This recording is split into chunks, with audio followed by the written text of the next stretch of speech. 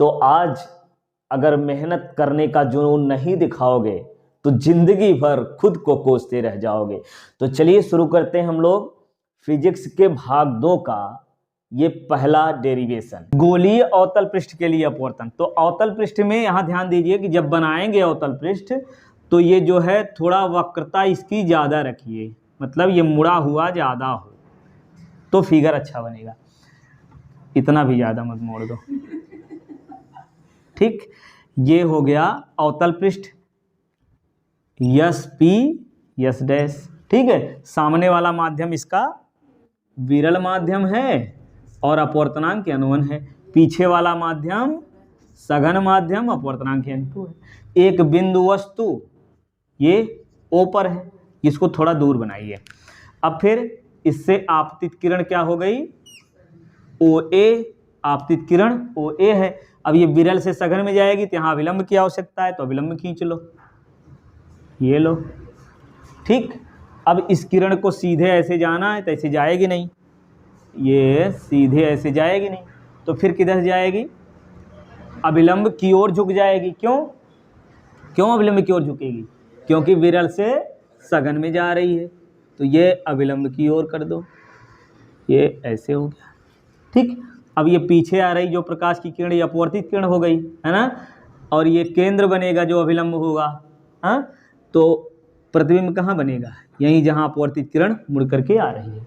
ठीक, यहाँ प्रतिबिंब बन जाएगा। फिर क्या करेंगे, ए से मुख्य अक्ष पर खींचा गया लंब क्या है, AM है। ठीक, तो AM है, तो अब क्या करेंगे, ये आपतित किरण OA, अपवर्तित किरण IA और अभिलंब CA। ठीक, मुख्य अक्ष के साथ क्रमशः अल्फा बीटा गामा कोण बनाते हैं और ये ऊंचाई हो जाएगी h। सही है। अब देखिए आपतित किरण अभिलंब के साथ ये बनेगा क्या, आपतन कोण। ये पूरा ये कोण कितना है, आपतन कोण I। ठीक, और ये अपवर्तित किरण अभिलंब तो यही है, अपवर्तित किरण अभिलंब के साथ R।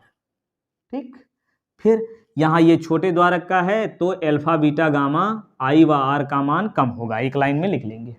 ठीक, फिर क्या करेंगे, पहले स्नेल के नियमानुसार, यहाँ लिखने के बाद फिर क्या लिखेंगे, स्नेल के नियमानुसार। अब स्नेल के नियमानुसार क्या मिलेगा, 1n2 बराबर बोलिए sine I upon sine R। और ये दिख रहा है क्लियर, अब नीचे लिखे नहीं, चलिए। तो ये जो है I R का मान कम है तो साइन और टैन को हटा देंगे यहाँ से, तो चलिए यहीं लिख दे रहे हैं। तो साइन और यहाँ साइन है, इसको हटा लो, 1n2 बराबर मिलेगा I अपान R। पहले माध्यम के सापेक्ष दूसरे माध्यम का अपवर्तनांक, दोनों का अपवर्तनांक दिया हुआ है, तो ये हो जाएगा n2 अपान n1 बराबर I बटे R। गुणा कर लो, n2 R बराबर n1 I। ये ठीक है। अब क्या करेंगे भाई, समीकरण बना दें इसको एक। अच्छा, इसके अलावा I और R का मान निकालना है तो पहले वही निकाल लेना चाहिए था, चलिए कोई बात नहीं, अब निकाल लेंगे। I और R का मान कैसे निकालेंगे, देखिए त्रिभुज OAC में, देखिए OAC में ये जो गामा है ये क्या है, बहिष्कोण है, और बहिष्कोण दूर वाले दोनों कोणों के बराबर होता है। इस त्रिभुज में देखिए ध्यान से, इस त्रिभुज में देखेंगे तो ये गामा बहिष्कोण बन गया बाहर वाला। अब इसके दूर वाले दोनों कोण कौन है, यही देखेंगे, है कि नहीं, अल्फा और I।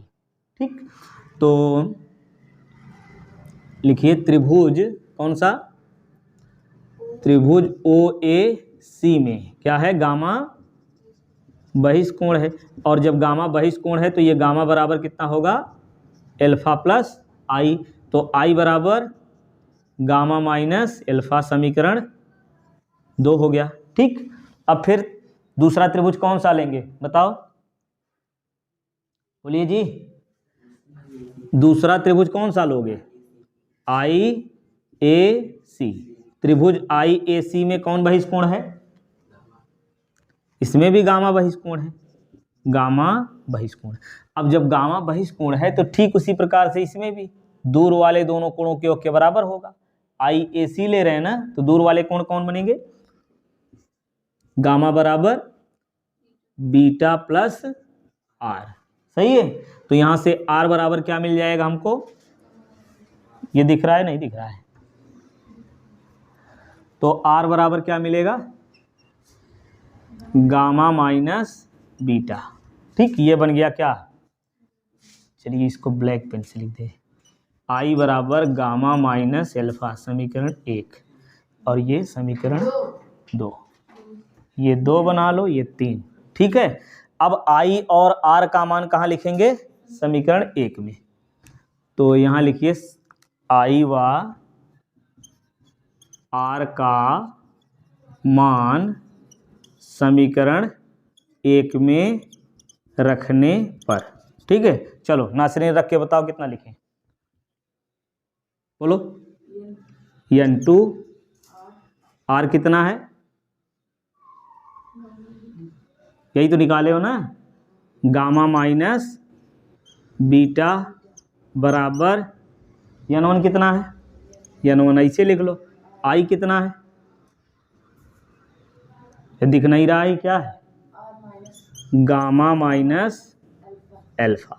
अब क्या करेंगे, गुणा कर लो, n2 gamma minus n2 beta बराबर n1 गामा n1 एल्फा, सही है। अब क्या करेंगे भाई, समीकरण इसको बनाएं 4, एल्फा बीटा गामा का मान निकाल लो। देखो ये केंद्र है, तो केंद्र से दूरी ये क्या बन जाएगी, r, ये प्रतिबिंब बना है तो ये दूरी बन जाएगी v, प्रतिबिंब की दूरी v होती है, और ये वस्तु है, वस्तु की दूरी u। ठीक, चलिए अब निकालिए tan एल्फा, कौन सा त्रिभुज लेंगे, त्रिभुज ओ ए एम में, है ना, ओ ए एम में क्या होगा, tan एल्फा बराबर लंब एच और आधार माइनस यू। तो यहाँ से देखिए जैसे साइन हटाया था ना, अभी बताया, साइन और tan को हटा देते हैं, तो यहाँ से एल्फा बराबर माइनस एच अपान यू। ठीक, अब दूसरा त्रिभुज कौन सा लेंगे, आई ए एम में, थोड़ा जल्दी जल्दी करिए, आई ए एम में क्या होगा, tan बीटा बराबर लंब बटे आधार, आधार कौन बनेगा, माइनस बी, अब ये बनेगा बीटा बराबर माइनस एच अपान बी। ठीक है, तीसरा त्रिभुज कौन सा, त्रिभुज सी ए एम में, इसमें कितना लेंगे, tan गामा बराबर लंब बटे माइनस आर, है ना, तो यहाँ से गामा बराबर माइनस एच अपान आर। ठीक, तो एल्फा बीटा गामा का मान मिल गया। अब क्या करेंगे, एल्फा बीटा गामा का मान समीकरण 4 में रख देंगे। तो यहाँ लिखिए कि एल्फा बीटा गामा का मान कहाँ रखना है, समीकरण 4 में रखने पर। तो समीकरण 4 में रखिए, क्या मिलेगा, n2, ये थोड़ा और ऊपर लिखें, क्या हो जाएगा, नहीं, चलिए यहाँ से लिखते हैं, n2 गामा का मान कितना, माइनस एच अपान आर, तो ये हो जाएगा माइनस एच अपान आर। ठीक, अब फिर माइनस n2 और बीटा का मान माइनस एच अपान वी, तो माइनस लिखेंगे तो ये बन जाएगा प्लस एच अपान वी, इधर हो गया। अब बराबर लगाइए, n1 सही है, गामा का मान कितना लिखना है, माइनस एच अपान आर, तो माइनस एच अपान आर, ये हो गया। फिर ये माइनस n1 है, n1 और एल्फा का मान माइनस एच अपान यू, तो माइनस करेंगे फिर ये प्लस हो जाएगा एच अपान यू। ठीक, आर वाला टर्म एक तरफ कर लो, तो ये बन जाएगा n2 एच अपान वी, इसको इधर लाइए, minus n1 H upon you बराबर, इसको इधर लाइए, n2 एच अपान आर, और ये minus n1 H upon R, सही है।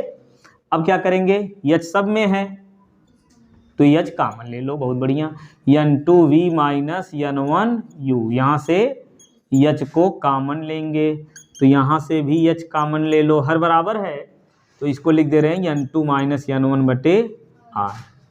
ठीक, तो ये एच एच कैंसिल हो गया।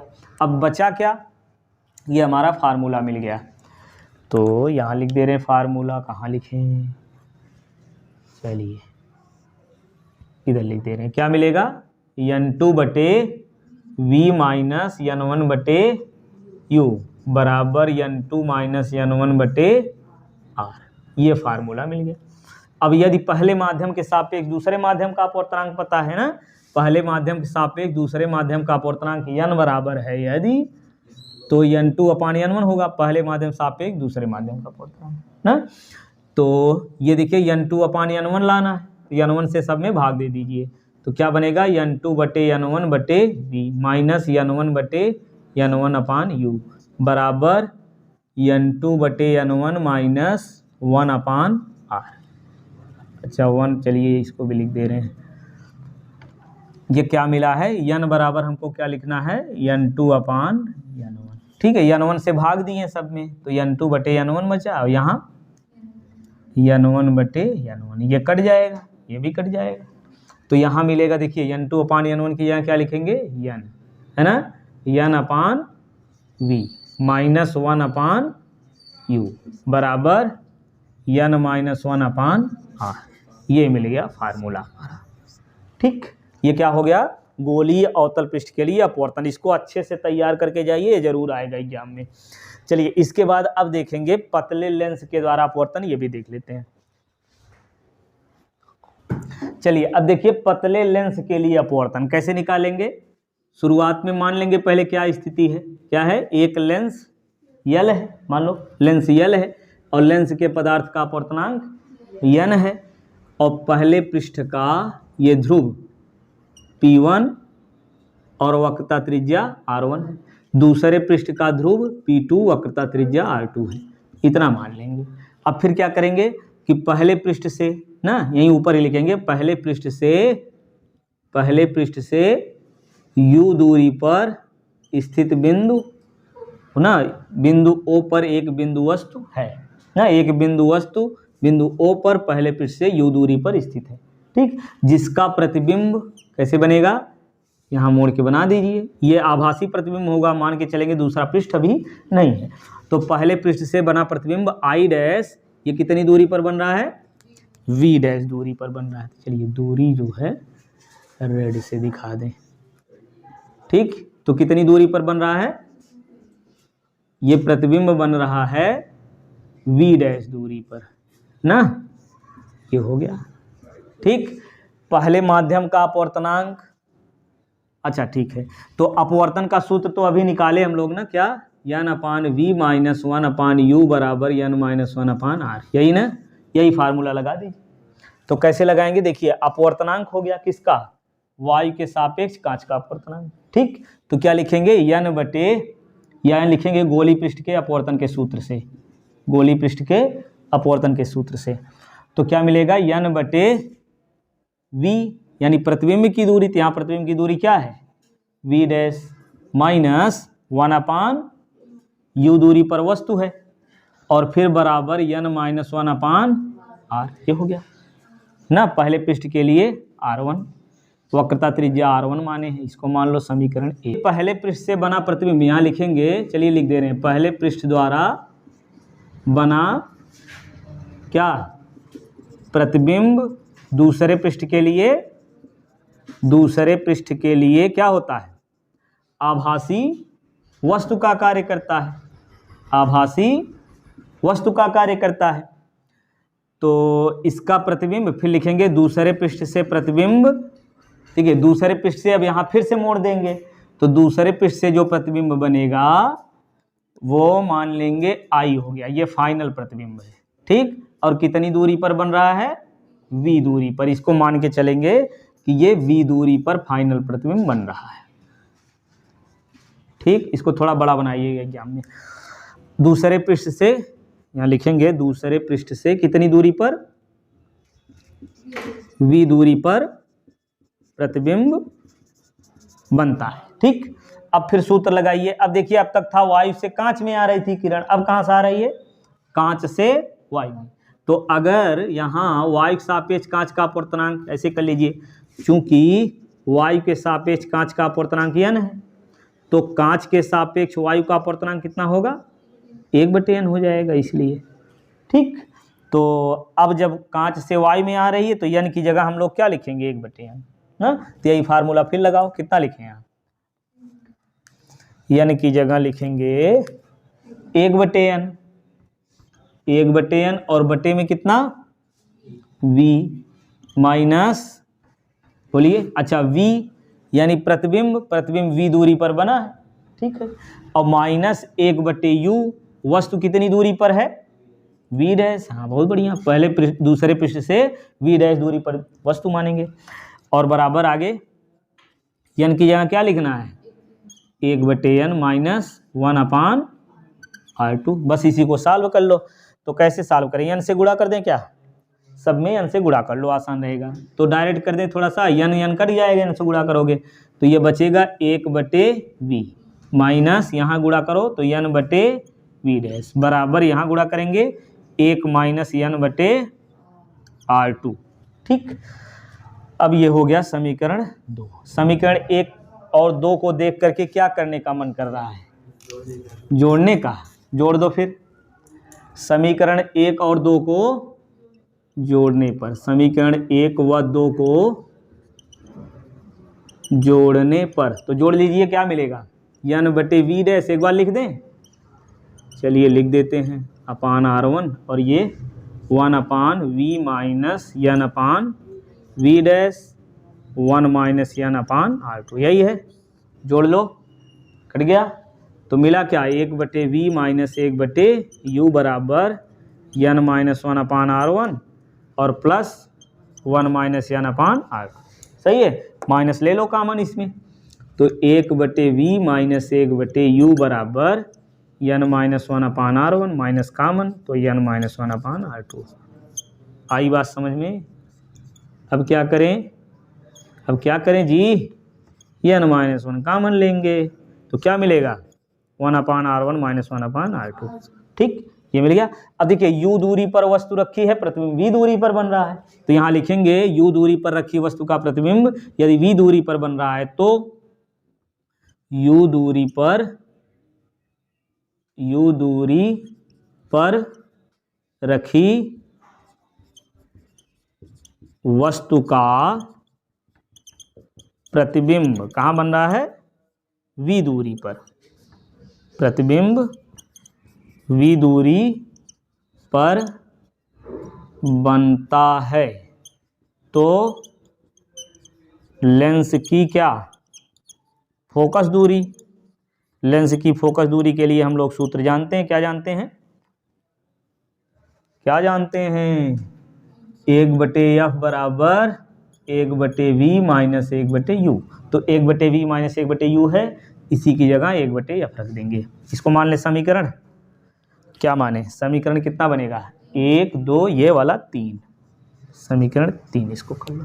अब क्या करेंगे समीकरण 3 से, तो समीकरण 3 से क्या मिलेगा 1/f बराबर n माइनस 1 और ये 1/r1 माइनस 1/r2, सही है, ये बंद कर लो भैया, हो गया, आया समझ में। अच्छा जब वायु में हो, जब वायु में हो कांच तो फोकस दूरी क्या होगी, वायु में फोकस दूरी या a बराबर, ये क्लियर दिख रहा है नहीं, ठीक है, इधर दिख रहा है, चलिए, तो ये वायु में फोकस दूरी देखिए, वायु से कांच में प्रकाश किरण आएगी तो अपवर्तनांक क्या लिखेंगे, वायु के सापेक्ष कांच का अपवर्तनांक, है ना, बाकी ये सब तो वही है 1/r1 r2, ठीक।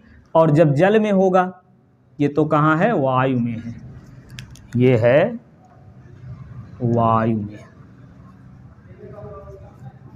ठीक, और जब जल में होगा तब क्या होगा, जल में जब होगा तो जल में फोकस दूरी क्या बन जाएगी, जल के सापेक्ष कांच का अपवर्तनांक, इस पर न्यूमेरिकल बहुत आता है, हाँ, तो ये बनेगा 1/r1 माइनस 1/r2, न्यूमेरिकल कैसे आएगा, अपवर्तनांक दिया रहेगा, यहीं डायरेक्ट अपवर्तनांक रख देंगे और वक्रता त्रिज्या रख देंगे तो हो जाएगा। वक्रता त्रिज्या कैसे रखेंगे ये भी याद रखिए, देखिए यदि समतल दर्पण कहा जाए ना, ये लेंस देखिए समतल दर्पण तो एक ही होता है, दर्पण हो तो एक ही होता है ना, एक ही पृष्ठ होते हैं, और लेंस में 2 पृष्ठ होते हैं ना, लेंस हम लोग पढ़े ना, उत्तल लेंस अवतल लेंस है, तो वैसे होगा जब दोनों, देखिए ये क्या है द्विउत्तल लेंस, ये क्या है द्विउत्तल लेंस, दोनों पृष्ठ जो है उत्तल है, और ये क्या होगा द्विअवतल लेंस। ठीक, अच्छा ये देखिए अवतल, या इसी को ऐसे कर दें, क्या बन जाएगा, अवतल उत्तल लेंस। ठीक, और ये बनेगा उत्तल अवतल लेंस। ठीक, समतल उत्तल लेंस, समझ पा रहे हैं, समतल अवतल लेंस। तो ऐसे करके प्रश्न पूछता है। तो जब समतल दर्पण कहेंगे तो उसकी वक्रता त्रिज्या हम कितना लिखेंगे, वक्रता बताइए इसकी कितनी आएगी, कम होगी ज्यादा होगी समतल दर्पण की, नहीं समझ रहे। वक्रता त्रिज्या मतलब कितना मुड़ा हुआ है, यही तो वक्रता त्रिज्या है ना। देखो ऐसे इसको जितना मोड़ेंगे तो त्रिज्या उतनी छोटी होती जाएगी ना, इसको बड़ा करेंगे ऐसे सीधा करेंगे बड़ी होती जाएगी। तो एकदम सीधा कर दिए तो बहुत बड़ी हो गई, बहुत बड़ी मतलब अनंत ना। समतल दर्पण के लिए आर का मान अनंत रखेंगे, बाकी उत्तल अवतल के लिए जो भी प्रश्न दिया रहेगा उसमें दिया रहेगा। ठीक, चलिए तो ये R1 R2 का इस प्रकार से हो जाएगा। और ये अपवर्तनांक है, अपवर्तनांक तो जान ही रहे हैं ना, जल का अपवर्तनांक और कांच का अपवर्तनांक अगर पता है तो क्या होगा, WNG बराबर, यानी जल के सापेक्ष कांच का अपवर्तनांक बराबर कांच का अपवर्तनांक बटे जल का अपवर्तनांक कर देंगे, हो जाएगा, समझ गए। चलिए अब इसके बाद इसी चैप्टर का एक और पूछा जा सकता है, उसको भी आसानी से कर लेते हैं। संयुक्त लेंस की फोकस दूरी, संयुक्त लेंस की फोकस दूरी। देखिए संयुक्त लेंस की फोकस दूरी में क्या मानेंगे, शुरुआत में देखिए दो लेंस क्या लेंगे, L1 और L2 मान लो, दो लेंस L1 और L2 है। L1 लेंस की फोकस दूरी F1 और L2 लेंस की फोकस दूरी F2 मान लो, ठीक है। और ये संपर्क में रखे हुए हैं। फिर नीचे लिखेंगे कि L1 लेंस से क्या U दूरी पर, L1 लेंस से U दूरी पर बिंदु वस्तु है जिसका प्रतिबिंब क्या, जिसका प्रतिबिंब I डैश कितनी दूरी बन रहा है, V डैश दूरी पर बन रहा है, सही है। तो पहले लेंस की फोकस दूरी F1 है और इससे U दूरी पर वस्तु रखी गई है, V डैश दूरी पर प्रतिबिंब बन रहा है, यही होता है ना। सूत्र क्या होता है, 1/F बराबर 1/ प्रतिबिंब की दूरी 1/ वस्तु की दूरी। जो भी प्रतिबिंब की दूरी यहाँ लिखेंगे, वस्तु की दूरी यहाँ लिखेंगे। तो रख लीजिए, तो ये तो पहले लिखे रहेंगे यहाँ पे, या शुरुआत में ऊपर लिखिए या चित्र बनाने के बाद भी लिख सकते हैं। क्या लिखेंगे, पहले लेंस L1 से U दूरी पर रखी वस्तु का प्रतिबिंब V डैश दूरी पर बनता है। तो लेंस के सूत्र से क्या मिलेगा, 1/F1 बराबर 1/ प्रतिबिंब की दूरी ना, V डैश माइनस 1/ वस्तु की दूरी, हो गया। ठीक, अब फिर क्या कहेंगे, पहले पृष्ठ से बना प्रतिबिंब दूसरे के लिए वस्तु का कार्य करता है और दूसरे पृष्ठ से प्रतिबिंब कितनी दूरी पर बनता है, V दूरी पर बन जाता है, बना लो। तो यहाँ से ये प्रकाश की किरण मुड़ेगी, फिर से यहाँ से फिर से मुड़ेगी, तो यहाँ आएगी, ये बन गया I, और कितनी दूरी पर, V दूरी पर बन गया। बात समझ में आई। ये थोड़ा ऐसे बना दीजिए, किरण किधर आ रही है, ठीक है। अब U कहाँ वस्तु रखी हुई है, दूसरे लेंस से कहाँ रखी हुई है, V डैश दूरी पर, है ना।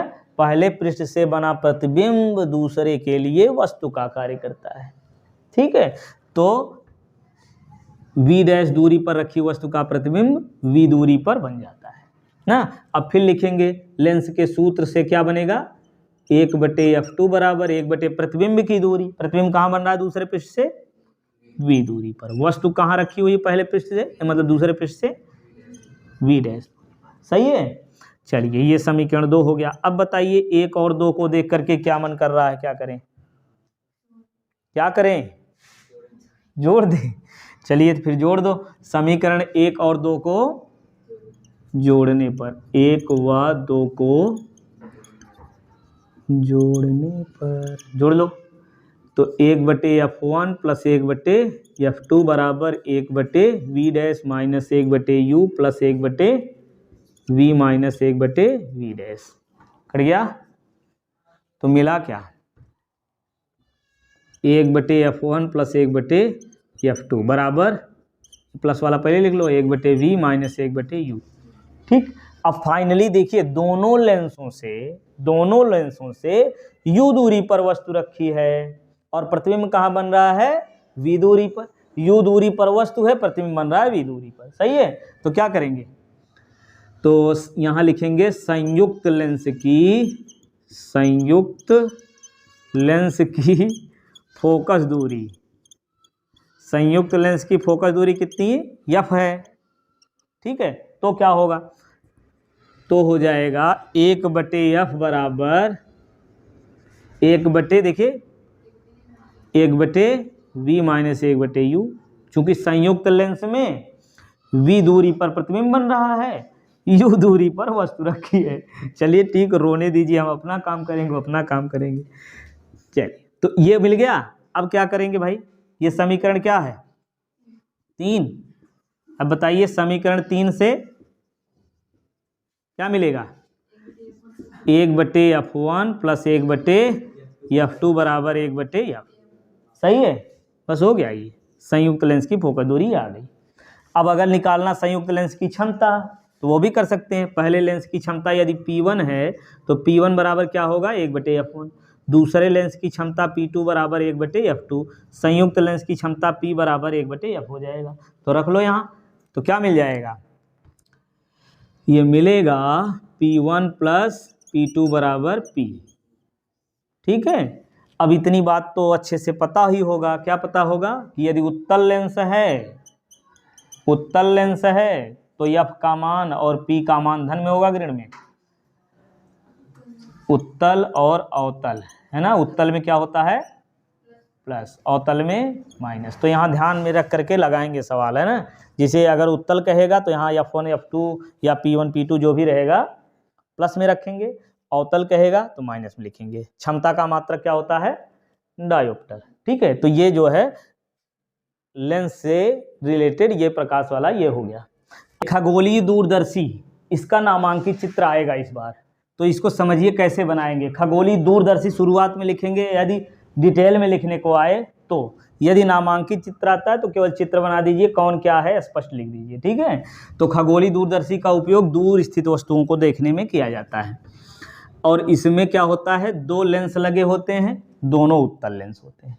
तो जो वस्तु की ओर होता है वो अभिदृश्यक लेंस होता है, और ये बड़े द्वारा अधिक फोकस दूरी वाला होता है। ये क्या है, शुरुआत में लिखेंगे ये है अभिदृश्यक लेंस, ठीक। और यही समझ लीजिए एक बार फिर से कि यह फोकस दूरी है, u वस्तु की दूरी, v प्रतिबिंब की दूरी। तो जब अभिदृश्यक के लिए लिखेंगे तो सब में o कर देंगे, है ना। तो o क्या है, ये क्या बन जाएगा, अभिदृश्यक लेंस से प्रतिबिंब की दूरी, अभिदृश्यक लेंस की फोकस दूरी। और फिर नेत्रिका लेंस के लिए यही ई कर देंगे, तो नेत्रिका लेंस से प्रतिबिंब की दूरी, नेत्रिका लेंस से वस्तु की दूरी, नेत्रिका लेंस की फोकस दूरी हो गई। तो अब देखिए, दूर से आने वाली प्रकाश किरण लगभग समांतर मानी जाती है। तो दूर से आएगी जब प्रकाश की किरण, दूर वस्तु होगी तो वो फोकस पर बनेगी, अभिदृश्यक के फोकस पर बनेगी, ये बात याद रखिए। तो दूर से आने वाली किरण, यहाँ से थोड़ा सा हम मोड़ देंगे, ये लो, ठीक, ये आई किरण और ये से गई, ठीक। अब दूसरा कहाँ से खींचेंगे, प्रकाशिक केंद्र से। तो ये प्रकाशिक केंद्र से लेके आइए भैया, ऐसे ऐसे, ठीक है, ये हो गया। अब ये देखिए प्रकाशिक केंद्र से जो है आती है, इसी प्रकार सीधे निकल जाती है। अब ये बनेगा कहाँ प्रतिबिंब, जहाँ भी बनेगा उसको मानेंगे इसका फोकस बिंदु, किसका, अभिदृश्यक का फोकस बिंदु, ठीक। ये अभिदृश्यक के फोकस पर बन जाएगी। अब ये अभिदृश्यक लेंस से बना प्रतिबिंब, ठीक है, ये दूसरे के लिए क्या होता है, दूसरे मतलब नेत्रिका लेंस, जो नेत्र की ओर होता है लेंस, नेत्रिका लेंस होता है। नेत्रिका लेंस के लिए ये क्या करता है, वस्तु का कार्य करता है, ठीक। अब फिर ये मान के चलेंगे कि अब देखिए ध्यान समझिए, नेत्रिका लेंस से प्रतिबिंब जो है वो जैसे वस्तु है वैसे ही बनेगा, यानी आभासी बनेगा, और सीधा इसके सापेक्ष सीधा बनेगा, आभासी। तो हम जानते हैं कि लेंस में आभासी प्रतिबिंब कब बनता है, या कह लीजिए कि सीधा प्रतिबिंब कब बनता है। सीधा प्रतिबिंब कब बनता है, जब लेंस के फोकस और लेंस के बीच में हो वस्तु ना।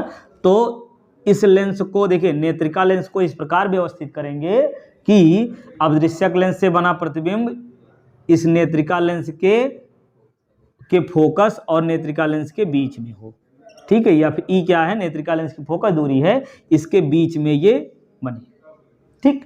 अब इससे फिर वही करेंगे, समांतर जो आएगी कहाँ जाएगी, फोकस से ले जाओ ना, या फिर ई इधर भी होगा। और दूसरी, थोड़ा और दूर बनाइए यार, पहले प्रकाशिक केंद्र वाला खींच दें, ये प्रकाशिक केंद्र वाली सीधे निकलेगी, है ना, और ये फोकस दूरी वाली हो गई, या फिर ई, ठीक। अब इसको क्या करेंगे, इधर बढ़ाएंगे जब, तो ये जहाँ भी मिल जाएगी वहीं मिला देंगे, ज़बरदस्ती नहीं करेंगे, ठीक है। इसको खींच करके जहाँ मिले वहीं मिला दो। अब ये बन गया कैसा प्रतिबिंब, सीधा हो गया, इसके सापेक्ष सीधा और बहुत बड़ा प्रतिबिंब बन जाता है। और यहाँ क्या होती है, नेत्र होती है। चलिए बना दे रहे इसे, ठीक, अपना जो है अच्छे से बना लेना, कैसे बनाना है ये नेत्र, ठीक। तो यहाँ से देखेंगे ये वस्तु स्पष्ट दिखेगी, ठीक। नामांकित चित्र इतना हो गया। यहाँ इसमें जो है थोड़ा सा और बना दीजिए, ये क्या है, नेत्रिका लेंस है, ठीक। बस इतना पर्याप्त है। जो है दूर वस्तु ए बी है, यहाँ मान लेंगे ए वाला A dash B dash A double dash B double dash, बस हो गया, ठीक है। ये नामांकित चित्र हो गया। खगोलीय दूरदर्शी के बाद अब समझेंगे हाइगेंस की द्वितीयक तरंगिका का सिद्धांत और इसके आधार पर अपवर्तन की व्याख्या, ठीक है। तो हाइगेंस की द्वितीयक तरंगिका का सिद्धांत क्या है, इसको समझिए पहले। देखिए हाइगेंस ने बताया कि प्रकाश जो है ये तरंगों के रूप में चलता है और तरंगों की चाल जो होती है वो प्रकाश की चाल के बराबर होती है, ठीक है। जिस चाल से प्रकाश चलता है तो ये तरंगों के रूप में चलता है, तो ये चाल जो है तरंगों की चाल कितनी होगी, प्रकाश की चाल कितनी, 3 × 10⁸ मीटर प्रति सेकेंड, ठीक है। और इसको चलने के लिए माध्यम की आवश्यकता होती है। अब समझेंगे द्वितीयक तरंगिका का सिद्धांत। इसमें क्या होगा, शुरुआत करेंगे आप कि हाइगेंस ने तरंग के संचरण संबंधित, किसी माध्यम में तरंग के संचरण संबंधित एक सिद्धांत दिया जो हाइगेंस के द्वितीयक तरंगिका के सिद्धांत के नाम से जाना जाता है। अब इसमें क्या बताया इन्होंने कि जब तरंग स्रोत से तरंगें निकलती हैं तो माध्यम के कण कंपन करने लगते हैं, और जहां पर कण समान कला में कंपन करते हैं उसको तरंगाग्र कहते हैं। पहला पॉइंट समझ में आया क्या, कि तरंग स्रोत, मान लीजिए ये प्रकाश यहाँ से निकलेगा तो ये तरंगों के रूप में चलेगा, तो तरंग स्रोत से जब तरंगें निकलती हैं तो माध्यम के कण क्या करते हैं, कंपन करने लगते हैं, और जहां पर समान कला में कंपन करते हैं वो तरंगाग्र होता है, ठीक है। दूसरा पॉइंट, तरंगाग्र में स्थित प्रत्येक कण, तरंगाग्र मतलब जहां समान कला में कंपन कर रहे हैं, तरंगाग्र में स्थित प्रत्येक कण तरंग स्रोत का कार्य करता है, और इससे जो तरंगें निकलती हैं इनको द्वितीयक तरंगिकाएं कहते हैं, ठीक। तीसरा पॉइंट, अब तरंग, यदि तरंग स्रोत का आकार गोलाकार है, यदि तरंग स्रोत बिंदुवत है, ठीक है, गलती हो गई, बिंदुवत है, गोलाकार तो तरंगाग्र बनेगा, ठीक है। तरंग स्रोत यदि बिंदुवत है तो तरंगाग्र गोलीय होगा।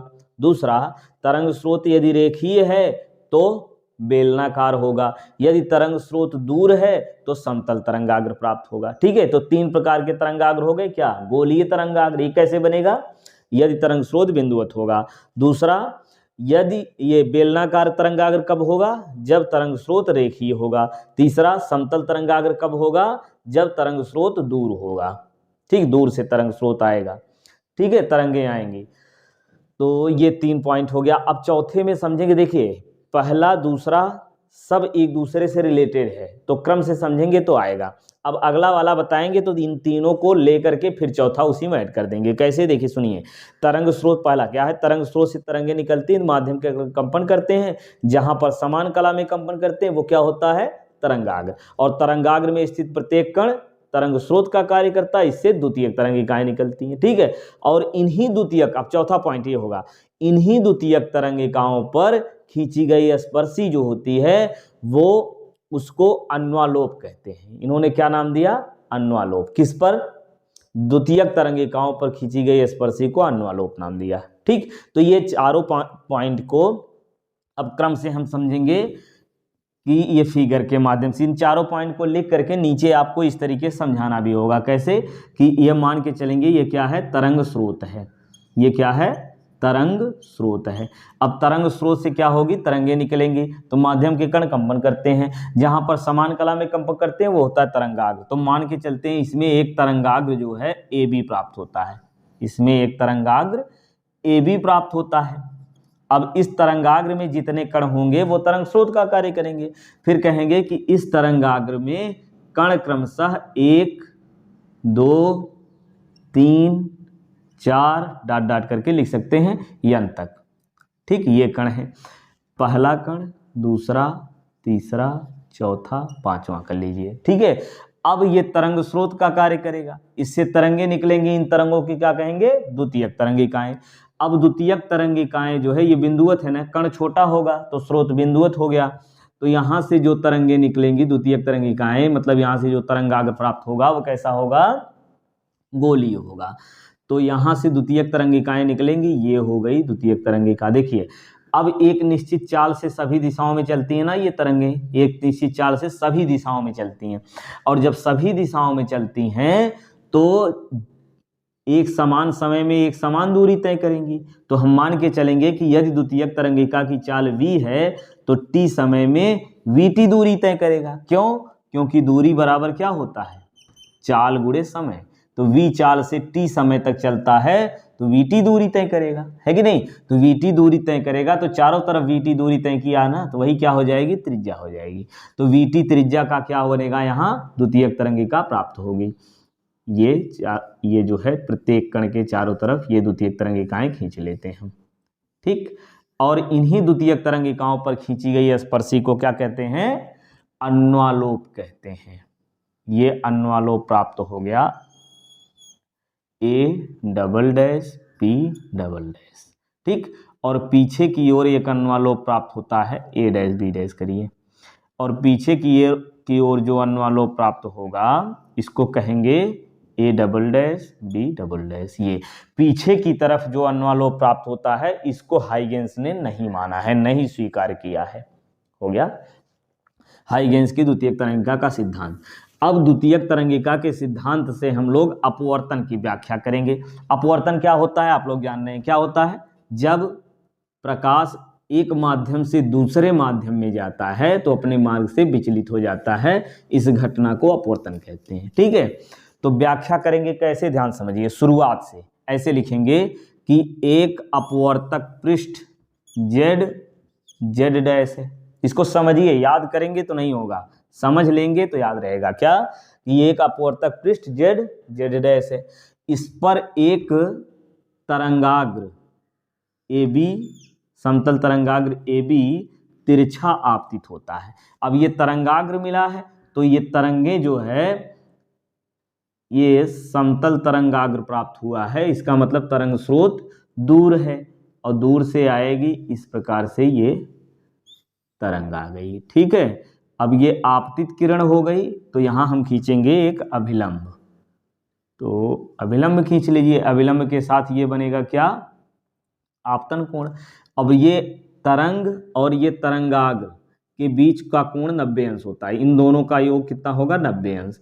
तो इन दोनों का योग 90 अंश, तो फिर साथ में इन दोनों का भी योग 90 अंश, इसका और इसका, ये जो है ये भी तो 90 होगा, तो ये बन जाएगा I में इतना जोड़ेंगे तो 90 आ रहा है, मतलब I में इतना जोड़ेंगे तो 90 आ रहा है, तो भी I ही होगा। चलिए बस I यहाँ लिखना है, इतना समझ लीजिए। अब फिर इतना लिखने के बाद फिर क्या कहेंगे कि जितने समय में, देखिए माध्यम 1 में, माध्यम ये ऊपर वाला ये माध्यम 1 मानेंगे, क्या है ये माध्यम 1 है, और नीचे की तरफ ये माध्यम 2 है, यहाँ है माध्यम 2। ठीक, माध्यम 1 में तरंग की चाल v1 है, माध्यम 2 में तरंग की चाल v2 है, ये सब मान लेंगे। ठीक है, तो शुरुआत में लिखने वाली बात एक बार फिर से समझिए कैसे।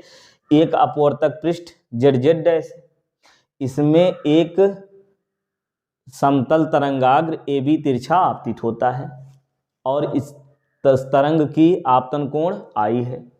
तरंग के माध्यम 1 में चाल v1 है और माध्यम 2 में तरंग की चाल v2 है, इतना मान लेंगे। फिर ये फिगर बनाएंगे, फिगर में क्या लिखेंगे कि जितने समय में द्वितीयक तरंगिका। अभी तरंगाग्र बन गया तो इससे जो तरंगे निकलेंगे इसको द्वितीयक तरंगिका कहेंगे। तो जितने समयांतराल में, जितने समय में द्वितीयक तरंगिका बी से यहां मानेंगे ए डैश, बी से ए डैश तक जितने समय में पहुंचती है उतने ही समय में ए से बी डैश तक पहुंचती। तो ये बी डैश कहां होगा, ये जो है ये यहां से ये खींचेंगे और इस पर जो है लंब खींचेंगे। क्या, इस पर ये चाप लगाइए और इस पर स्पर्शी खींचिए, स्पर्शी यहाँ ए पर मिलनी चाहिए। तो ये स्पर्शी है तो ये बन गया 90 अंश। ठीक है, तो द्वितीयक तरंगिका कहेंगे जितने समय में बी से ए डैश तक आती है उतने ही समय में ए से बी डैश तक पहुंचती है। ठीक, अब ये समतल तरंगाग्र ए डैश बी डैश यहाँ प्राप्त हो जाएगा और यहाँ से हम दिखाएंगे क्या, ये तरंग इस प्रकार से अपवर्तित हो जाएगी दूसरे माध्यम में।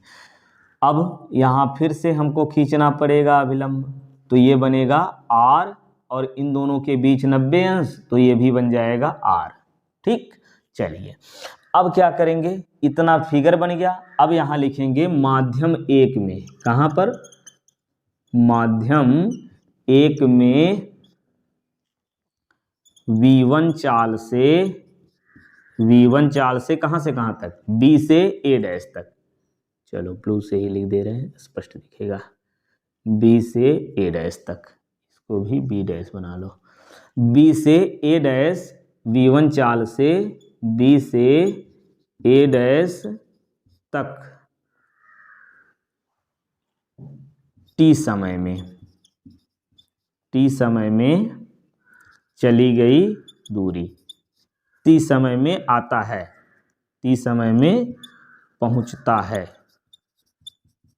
ठीक, अब अगर T समय में यहां से यहां तक V1 चाल से पहुंचता है तो दूरी कितनी हो जाएगी, BA डैश दूरी बराबर चाल गुणे समय। ठीक, ये हो गया समीकरण 1। अब फिर माध्यम 2 में क्या हुआ,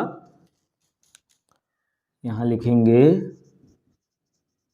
माध्यम 2 में किस चाल से, V2 चाल से, कहां से कहां तक, A से B डैश तक, A से B डैश तक उतने ही समय में आया है तो T समय में पहुंचता है।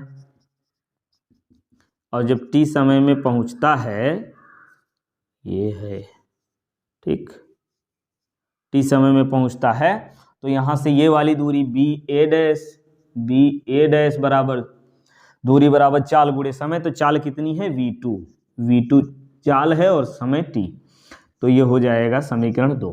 ठीक, दोनों दूरियां मिल गई। अब बस ज्यादा कुछ नहीं है, आसानी समझेंगे हम। देखिए यहां पर ये बनेगा 90 अंश और ये 90 अंश, 90 के सामने वाली भुजा क्या होती, कर्ण, ये बन गई कर्ण।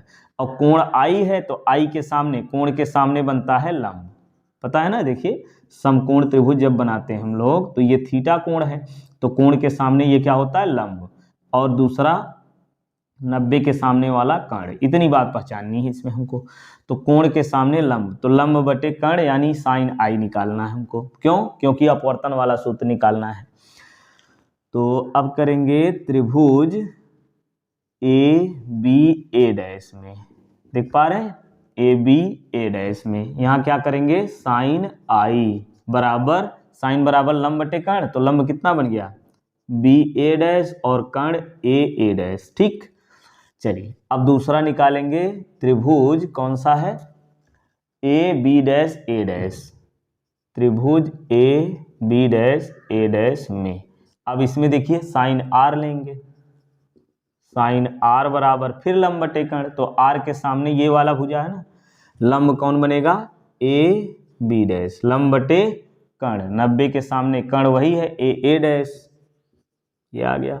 ठीक, अच्छा अब स्नेल, अब जो है यहाँ हम करेंगे समीकरण, इसको मान लें 3 और इसको 4। तो समीकरण 3 में 4 से भाग देने पर यहाँ लिखेंगे समीकरण 3 में समीकरण 4 से भाग देने पर, तो भाग दीजिए तो क्या मिलेगा, यहाँ से भाग देंगे तो हमको मिल जाएगा साइन I बटे साइन R बराबर साइन आई कितना है, बी ए डैश बटे ए डैश। अब भाग देंगे तो ये गुणा हो जाएगा ऊपर होकर के, तो ए डैश ऊपर हो गया, ए बी डैश नीचे, ये कट गया। ठीक, अब समीकरण 1 और 2 से मान रख लो। समीकरण 1 व 2 से, चलिए एक लाइन और लिख लेते हैं फिर मान रखेंगे। Sine I upon sine R, ये मिल गया बी ए डैश बटे ए बी डैश।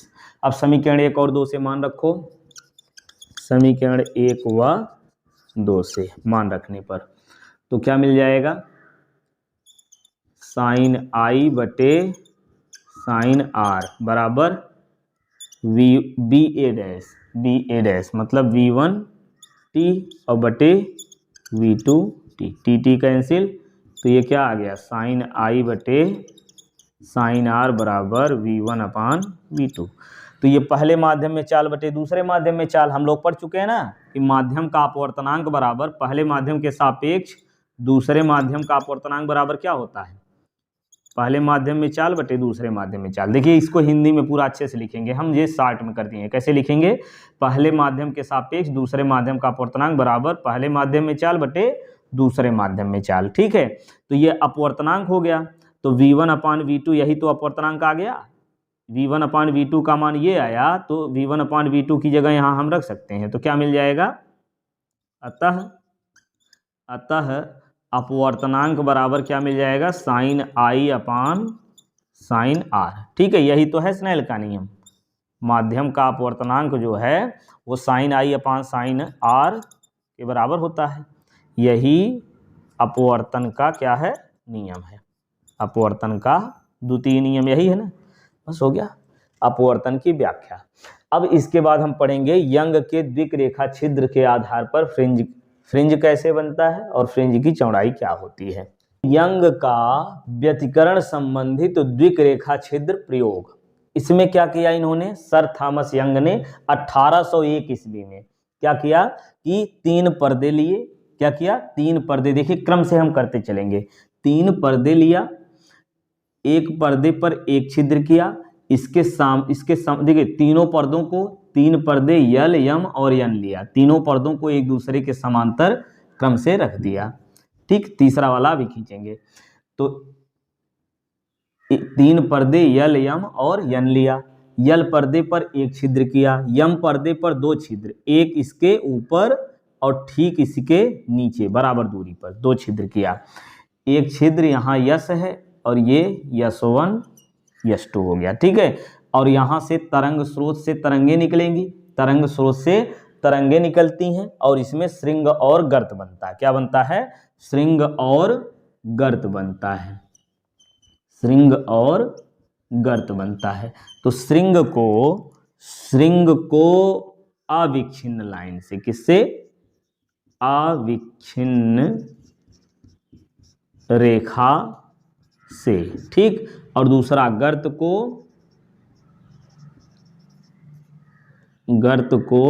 विच्छिन्न रेखा से, विच्छिन्न रेखा से प्रदर्शित करते हैं।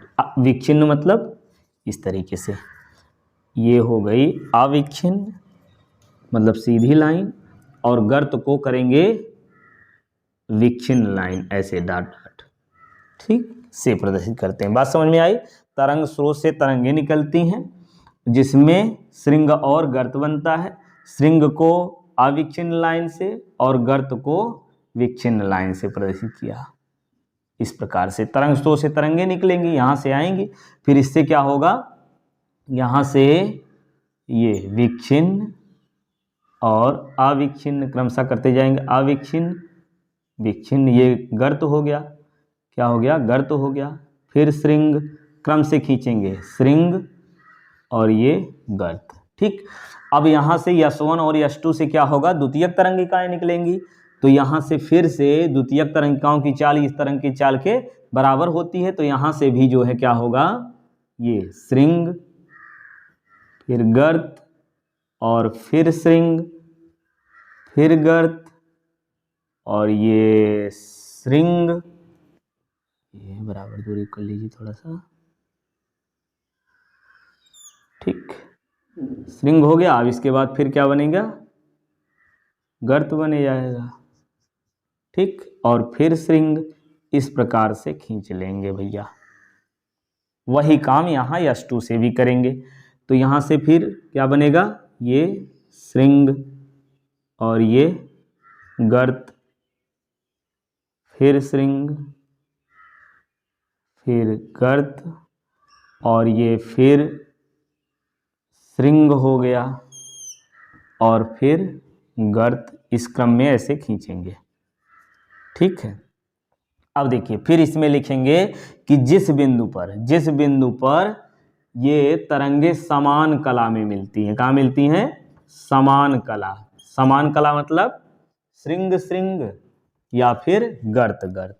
समान कला का मतलब श्रृंग से श्रृंग मिलेगा या फिर गर्त से गर्त मिलेगा। ठीक, तो जब समान कला में जहाँ मिलती हैं वहाँ पर क्या होता है, दीप्त फ्रिंज प्राप्त होता है। क्या होता है, दीप्त फ्रिंज प्राप्त होता है। बात समझ में आई, दीप्त फ्रिंज प्राप्त होता है। और जहां पर दीप्त फ्रिंज प्राप्त होता है और दीप्त फ्रिंज को इस खाली गोले से प्रदर्शित करते हैं। ठीक है, अब दूसरा पॉइंट यहां समझेंगे कि जहां पर विपरीत कला में मिलती हैं, चलिए यही बना देते हैं, जहां पर विपरीत कला में मिलती हैं कौन, द्वितीयक तरंगिकाएं। विपरीत कला में मिलने का मतलब क्या है कि श्रृंग से क्या मिलेगा, गर्त, श्रृंग से गर्त या गर्त से श्रृंग, एक ही बात है, अलग कला में। तो जहां पर ये विपरीत कला में मिलेंगी वहां पर जो है अदीप्त फ्रिंज प्राप्त होगा। क्या होगा, अदीप्त फ्रिंज प्राप्त होगा। और इसको कैसे प्रदर्शित करेंगे, इस पूरे भरे हुए काले गोले से प्रदर्शित करेंगे। अदीप्त मतलब यहाँ अंधेरा है, सीधी बात, और ये जो है उजाला है, दीप्त है। बात समझ में आई। तो चलिए अब देखते हैं कहाँ श्रृंग कहाँ गर्त बनता है। देखिए ये समान कला में मिल रहा है ना, श्रृंग का श्रृंग से, तो यहाँ जो है ये खाली गोले से दिखाएंगे। यहाँ क्या है, श्रृंग और गर्त मिल रहा है तो इसको काले गोले से भर देंगे पूरा। और यहाँ देखिए गर्त और गर्त मिल रहा है, जब समान कला में मिलेगा तो खाली गोला, समान कला में खाली गोला। और ये भी समान कला में मिल रहा है, और कहाँ, यहाँ ऐसे ढूंढ करके आप लिख लेंगे। ठीक है, यहाँ जो है ये क्या हो जाएगा, काला, और ये क्या हो जाएगा, खाली, ये हो जाएगा काला गोला। तो इस प्रकार से क्रम से भर लेंगे, है ना। तो अभी भरेंगे हम तो ज़्यादा समय लग जाएगा। चलिए यहाँ भर दे रहे हैं, देखिए समान कला में है ना। और फिर ये हो गया, फिर कहाँ बनाए जी, ये हो जाएगा, ये काला गोला, ये भी अलग अलग है तो यहाँ भी काला गोला। तो इन काले गोलों को, ठीक है, जहाँ पर क्या हो रहा है कि अदीप्त फ्रिंज प्राप्त हो रहा है, इनको मिलाने वाली जो रेखा होती है इसको बोलते हैं निस्पंद रेखाएं। क्या बोलते हैं, निस्पंद रेखा। क्या बोलेंगे, निस्पंद रेखा किसको बोलेंगे, ये जहां पर देखिए फिर समझिए, जहां समान कला में मिलती हैं वो क्या होता है, दीप्त फ्रिंज प्राप्त होता है। ठीक, और जहां विपरीत कला में यानी श्रृंग से गर्त मिलता है अदीप्त फ्रिंज प्राप्त होता है, और काले गोले से प्रदर्शित करते हैं। तो काले गोलों को मिलाने वाली रेखा को या अदीप्त फ्रिंज जिन बिंदुओं पर मिल रहा है, इन बिंदुओं से जाने वाली रेखा को निस्पंद रेखा कहते हैं। और जहां पर क्या होता है, दीप्त फ्रिंज प्राप्त होता है, उन बिंदुओं से होकर के जाने वाली रेखा को प्रस्पंद रेखा कहते हैं। तो इस प्रकार से निस्पंद और प्रस्पंद रेखाएं आप आसानी से खींचेंगे। और ये तीसरा पर्दा जो है ये यहाँ लगा देंगे, यम, तीसरा पर्दा ये यम हो गया यहाँ पर।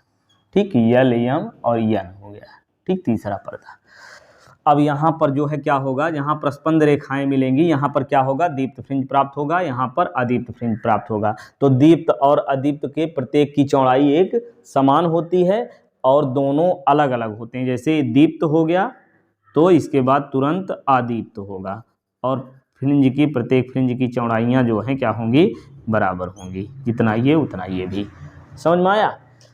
तो पूरी बात समझ में आ गई, एक बार फिर से समझें। देखिए कैसे करेंगे। शुरुआत से कहेंगे कि सर थॉमस यंग ने 1801 ईस्वी में द्वितीयक तरंगिका के सिद्धांत व्यतिकरण के आधार पर द्वितीयक तरंगिका का सिद्धांत को स्पष्ट किया। ठीक है, फ्रिंज की चौड़ाई को ज्ञात किया। तो इसके लिए इन्होंने क्या किया, 3 पर्दे यल यम और यन लिया। तीनों को एक दूसरे के समांतर रख दिया। यल पर्दे पर एक छिद्र और यम पर्दे पर दो छिद्र, S1 और S2 एक ऊपर एक नीचे किया, और तीसरे पर्दे यन को समांतर रख दिया, तीनों को एक दूसरे के समांतर रख दिया।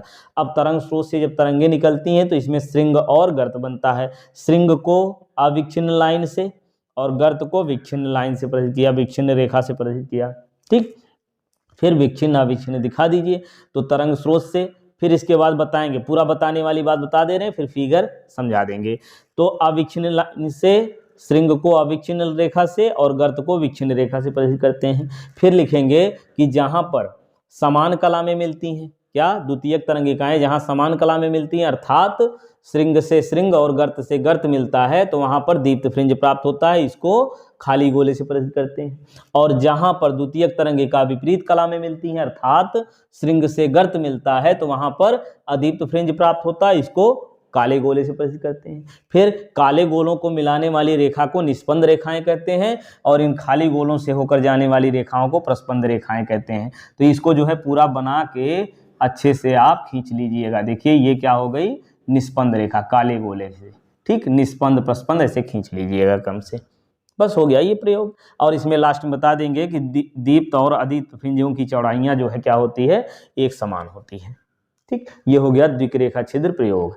अब इसके बाद हमको पढ़ना है द्विरेखा छिद्र के प्रयोग के बाद अब पढ़ना है विवर्तन। विवर्तन क्या होता है समझिए। विवर्तन जो होता है, जब प्रकाश की किरण सूक्ष्म अवरोधक से होकर के जाती है तो क्या होती है, अपने मार्ग से मुड़ जाती है। ऐसे ये मान लो नुकीला है, यहाँ से प्रकाश आएगी, थोड़ा सा मुड़ जाएगी, ऐसे मुड़ जाएगी। इसी प्रक्रिया को विवर्तन कहते हैं। ठीक है, तो चलिए इसको मिटा के फिर अच्छे से फिगर बना के समझाते हैं कि एकल झिर्री द्वारा विवर्तन बहुत पूछता है।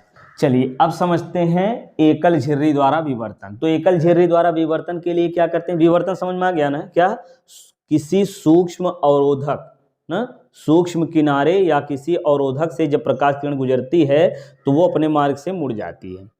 ठीक है, इसी घटना को विवर्तन कहते हैं। तो सरल शब्द में ऐसे कह सकते हैं कि किसी सूक्ष्म अवरोधक अथवा सूक्ष्म किनारे से प्रकाश की किरण के मुड़ना, प्रकाश की किरण का मुड़ना ही विवर्तन कहलाता है। ठीक है, और इसके लिए कैसे प्रयोग करते हैं, एकल झिर्री। झिर्री मतलब छिद्र। ठीक है, छिद्र कैसे बनाएंगे, मान लीजिए जो है ये कांच है, पारदर्शी कांच है, उसमें पॉलिश लगा दिया जाए। पॉलिश लगाने के बाद बारीक जो ब्लेड होती है उससे काट दिया जाए, छिर्री मार दिया जाए हल्का सा, तो उसी को कहेंगे एकल झिर्री। ठीक है, तो एकल झिर्री द्वारा विवर्तन हमको समझना है। तो इसके लिए क्या करते हैं कि दो लेंस लेते हैं, दो उत्तल लेंस लेते हैं। एक लेंस L1 और दूसरा L2, ये ठीक, L1 और ये L2। तो L1 लेंस के फोकस पर तरंग स्रोत को रखते हैं। तरंग स्रोत कहाँ होती है, L1 लेंस के फोकस पर। अब चलिए यहाँ मुख्य अक्ष भी इसका दिखा देते हैं ऐसे। ठीक है, अब जो है तरंग स्रोत से जब तरंगे निकलेंगी कहाँ है, जब फोकस पर है, तो फोकस से आने वाली प्रकाश की किरण क्या होती है, समांतर होके जाती है मुख्य अक्ष के। तो मुख्य अक्ष के ये समांतर आ जाएगी भाई, ये समांतर आ गई। अब फिर L2 लेंस से फिर से जो है क्या होगी, अपवर्तित तो होगी। तो यहाँ पर ये बिंदु O पर मिलेगी, और बिंदु O पर क्या होता है, यहाँ पर मुख्य उच्छिष्ट प्राप्त होता है। क्या होता है, मुख्य उच्छिष्ट प्राप्त होता है। यहाँ एक पर्दा लगा देते हैं ना, यहाँ पर मुख्य उच्छिष्ट प्राप्त होता है। फिर दोनों लेंसों के बीच क्या करते हैं, एकल झिर्री लगा देते हैं। क्या लगा देते हैं, एकल झिर्री लगा देते हैं। और इस झिर्री की चौड़ाई जो है वो क्या है, E है। झिर्री की चौड़ाई E मानते हैं, मतलब ये डॉट डॉट यहाँ तक ये झिर्री है, और इसकी चौड़ाई कितनी है, E है। ठीक, अब इस झिर्री से क्या होगा, विवर्तन होगा, यानी प्रकाश की किरण क्या होगी, मुड़ जाएगी। अब मुड़ करके कहाँ से जाएगी, थोड़ा सा मुड़ जाएगी, ये मान लो ये से मुड़ गई। ठीक, यहाँ से ये भी मुड़ जाएगी। ठीक, अब यहाँ से फिर से मुड़ेगी ये। ठीक, तो यहाँ बिंदु P पर यहाँ पर फोकसित हो जाती है। तो ये मान लो थीटा कोण तक इधर हुआ है, ये थीटा कोण इधर। तो ये देखिए यहाँ से इस पर ये लंब खींचेंगे, यहाँ से ये लंब खींचेंगे, तो जितना ये ऊपर हुआ है उतना ये भी ऊपर होगा। ठीक। तो एकल झिर्री की मान जो है ये इसको मान लेते हैं ए बी, और इस पर लंब जो है मान के चलते हैं ए एम है। ठीक, बस। अब देखिए इसमें ध्यान समझिए, जब बिंदु O पर आ रही थी तो जितनी दूरी ये ऊपर से तय किया उतनी दूरी नीचे से, मतलब दोनों में चलने से चली गई दूरी यानी पथ में अंतर शून्य हो गया। जितना दूरी ये इधर चली है उतनी इधर भी चलेगी, तो यहाँ पर पथांतर बिंदु O पर शून्य है। लेकिन जब थीटा कोण पर विवर्तन होता है तो बिंदु P पर पहुँचती है, और तब क्या होता है देखिए, ये दूरी और इस दूरी में दोनों में कुछ अंतर होता है, यानी ऊपर वाली ये दूरी कम तय करनी पड़ती है, नीचे वाली ये दूरी ज़्यादा तय करनी पड़ती है। तो जितना ज़्यादा ये दूरी तय करनी पड़ेगी वही होगा इसका पथांतर यानी पथ में अंतर। तो पथांतर कितना होगा, इस पर लंब डालेंगे लंब, तो ये BM जो होगा यही बनेगा इसका पथांतर। ठीक, इसमें पथांतर बनेगा। अब इस पथांतर का मान निकालने के लिए हम लोग क्या करेंगे, देखिए ये समकोण है तो 90 अंश के सामने ये बनेगा कर्ण, ठीक है, और ये मान ज्ञात करना है तो ये कोण के सामने बनेगा ये लंब, तो लंब बटे कर्ण के लिए क्या निकालते हैं, साइन। तो यहाँ इतना ही, देखिए पूरा फिगर के बारे में बताएंगे, फिर फिगर बनाएंगे और इसके बाद फिर लेंगे त्रिभुज ABM। फिगर के बारे में कैसे बताएंगे एक बार फिर से सुन लीजिए कि दो लेंस L1 L2 लेते हैं। L1 लेंस के फोकस पर एक तरंग स्रोत को रखते हैं। तरंग स्रोत से जब तरंगें निकलती हैं तो मुख्य अक्ष के समांतर हो जाती है। दूसरे लेंस से भी अपवर्तित होकर के बिंदु O पर फोकसित होती है। बिंदु O पर पथांतर शून्य होता है और यहाँ पर मुख्य उच्चिष्ठ प्राप्त होता है। फिर दोनों लेंसों के बीच सूक्ष्म अवरोधक लगाते हैं, जिससे क्या होता है, विवर्तन होता है। विवर्तन के फलस्वरूप बिंदु P पर मिलती है ना, अपवर्तित दूसरे लेंस से भी अपवर्तित होकर के प्रकाश की किरण बिंदु P पर फोकसित होती है। ठीक, और इन दो इस पर एकल झिर्री की चौड़ाई E है, एकल झिर्री AB की चौड़ाई E है।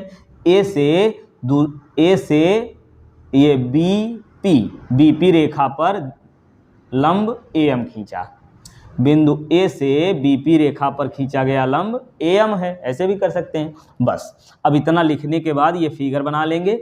फिगर बनाने के बाद यहाँ लिखेंगे त्रिभुज AMB में, क्या लिखेंगे, समकोण त्रिभुज बीच में लिखिए, अच्छा रहेगा, AMB में। ठीक, अब त्रिभुज AMB में क्या लेंगे, साइन थीटा। तो साइन थीटा बराबर होता लंब बटे कर्ण, लंब कौन बनेगा, BM, और कर्ण हो गया AB। ठीक है, तो यहाँ साइन थीटा बराबर BM बटे E, तो यहाँ से BM बराबर हो गया E साइन थीटा। ठीक, ये मिल गया हमारा पथांतर। अब देखिए पथांतर इसमें लिखेंगे, देखिए चलिए पहले ग्राफ ही बना लेते हैं, ये डायग्राम विवर्तन प्रारूप। तो इसमें बिंदु O पर उच्चिष्ठ प्राप्त होता है, यहाँ पर दीप्त फ्रिंज प्राप्त होता है, इसकी चौड़ाई सबसे अधिक होती है इस प्रकार से। ठीक, और फिर ये फिर निम्निष्ठ होता है, निम्निष्ठ यहीं से प्रकाश फिर बढ़ना शुरू होगा, है ना, तीव्रता प्रकाश की बढ़ना शुरू हो जाएगी, फिर घटनी शुरू हो जाएगी, फिर बढ़ेगी, फिर घटेगी, इसकी जो है तीव्रता क्रमशः घटती जाएगी। ठीक है, ये नीचे होता जाएगा, ये चलिए ऐसे ऐसे ठीक होता चला जाएगा। अब ये बनता है हमारा मुख्य उच्चिष्ठ, क्या मिलता है यहाँ, मुख्य उच्चिष्ठ प्राप्त होता है। ठीक, और ये क्या होता है, यहाँ निम्निष्ठ प्राप्त होता है। ये क्या है, निम्निष्ठ, कौन सा, प्रथम निम्निष्ठ। ठीक, और ये प्रथम उच्चिष्ठ हो जाएगा। ठीक, निम्निष्ठ, प्रथम निम्निष्ठ, द्वितीय निम्निष्ठ, नीचे निम्निष्ठ प्राप्त होगा, ऐसे क्रमशः इधर भी निम्निष्ठ होगा। ठीक है, तो निम्निष्ठ जहाँ से होता है वहीं से तीव्रता बढ़नी शुरू हो जाती है। तीव्रता बढ़नी शुरू हो जाती है तो यहाँ ये जो पथांतर है, ये पथांतर यहाँ लिखते हैं दीप्त वाला। ठीक, तो यहाँ हम लिखेंगे प्रत्येक निम्निष्ठों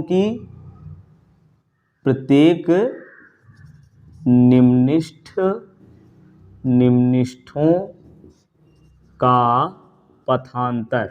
ठीक, तो ये पथांतर BM बराबर, BM मतलब E साइन थीटा बराबर क्या होगा, प्लस माइनस यम लेमडा। प्लस माइनस मतलब ऊपर भी बनेगा नीचे भी बनेगा, ऊपर बनेगा प्लस नीचे बनेगा माइनस, तो प्लस माइनस यम लेमडा। ठीक, तो ये हो गया। तो ये कोण का मान बहुत कम है तो साइन हटा देंगे, तो E थीटा बराबर प्लस माइनस यम लेमडा, ये आ गया। अब लिखेंगे, देखिए यहाँ थीटा बराबर क्या मिलेगा, प्लस माइनस यम लेमडा अपान E। ठीक, ये क्या हो गई, कोणीय स्थिति, प्रत्येक निम्निष्ठ की क्या मिल गई, कोणीय स्थिति मिल गई, निम्निष्ठ की कोणीय स्थिति। तो क्या हो जाएगी, क्रम से लिखिए, यम का मान 1 होगा पहले के लिए, तो यम अपान ई, ये यम का मान 1 तो लेमडा अपान ई प्लस माइनस, और कामा दूसरे के लिए प्लस माइनस 2 लेमडा अपान ई, फिर कामा 3 लेमडा अपान ई प्लस माइनस, ऐसे क्रमशः डॉट डॉट होता चला जाएगा। तो अब देखिए प्लस वाला इधर दिखाएंगे, माइनस वाला इधर दिखाएंगे, तो प्रत्येक स्थिति ये कितनी हो गई, लेमडा अपान ई, और इधर होगा माइनस लेमडा अपान ई। अब द्वितीय निम्निष्ठ के लिए क्या होगा, 2 लेमडा अपान ई, और इधर माइनस 2 लेमडा अपान ई। इसी प्रकार से 3 लेमडा अपान ई, 4 लेमडा अपान ई, ऐसे लिख देंगे। और मुख्य उच्चिष्ट के लिए पथांतर कितना है, 0 है, तो यहाँ 0 लिख देंगे। तो ये देखिए प्रारूप हो गया, स्थिति हो गई निम्निष्ठ की, और उच्चिष्ट के लिए लिखेंगे तो 2m प्लस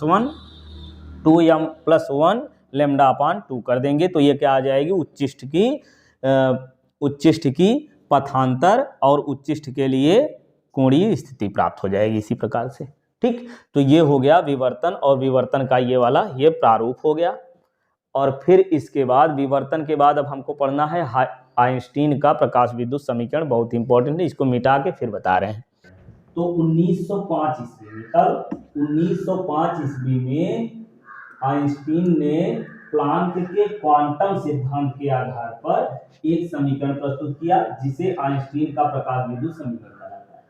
ठीक है, तो क्वांटम सिद्धांत क्या है ये भी समझ लीजिए। यहाँ क्वांटम सिद्धांत क्या होता है, प्रकाश ऊर्जा के छोटे छोटे बंडलों या पैकेटों के रूप में चलता है, और आकर के किसी धातु पर जब पड़ता है तो अपना पूरी ऊर्जा, संपूर्ण ऊर्जा किसी एक इलेक्ट्रॉन को देता है, और वो इलेक्ट्रॉन उस ऊर्जा को 2 रूपों में खर्च करता है, एक तो इलेक्ट्रॉन को बाहर निकालने में, और दूसरा गति ऊर्जा को बढ़ाने में। ये बताया है आइंस्टीन ने। क्वांटम सिद्धांत मात्र इतना ही कहेंगे कि प्रकाश ऊर्जा के छोटे छोटे बंडलों या पैकेटों के रूप में चलता है, और जब किसी धातु पर पड़ता है तो पूरी ऊर्जा किसी एक इलेक्ट्रॉन को दे देता है, अपना अस्तित्व समाप्त कर लेता है, जिससे इलेक्ट्रॉन का उत्सर्जन